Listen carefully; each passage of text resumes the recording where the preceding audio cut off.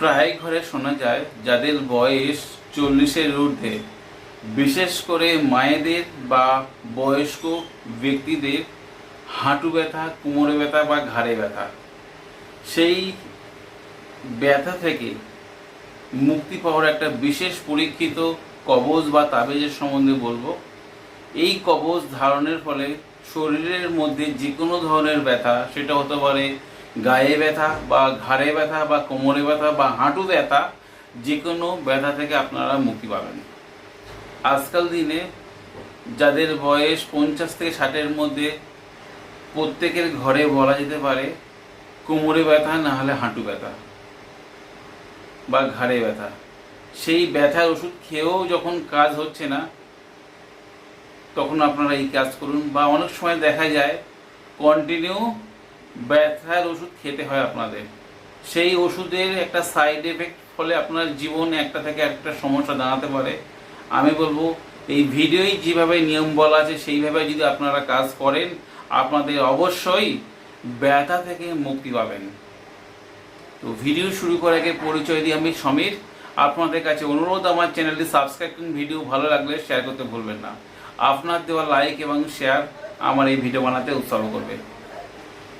যে ব্যথার কথা বলবো সেটা একটা গাছের মূল সংগ্রহ করতে হবে। এটা কম বেশি প্রত্যেকের বাড়িতে আছে, অনেকে এই ক্রিয়া সম্বন্ধে জানা নেই।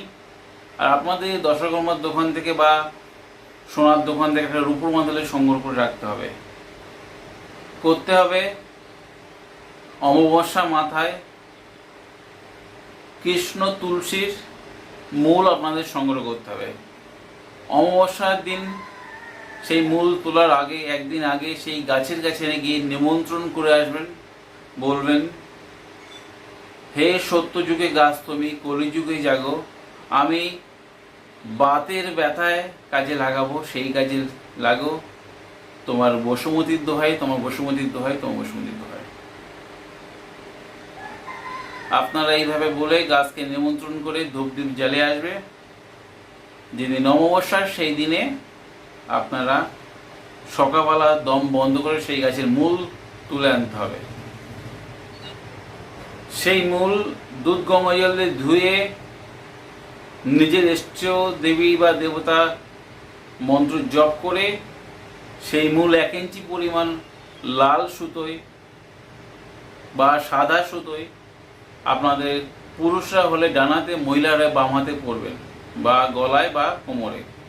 21 দিন পরে সেই মূল,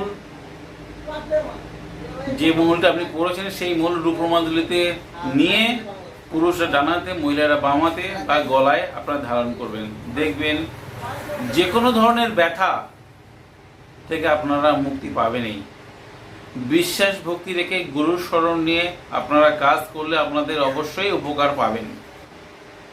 আপনাদের যদি ভিডিওদের উপকার আসে, আপনার বন্ধু বান্ধব বা সোশ্যাল মিডিয়ায় শেয়ার করতে ভুলবেন না।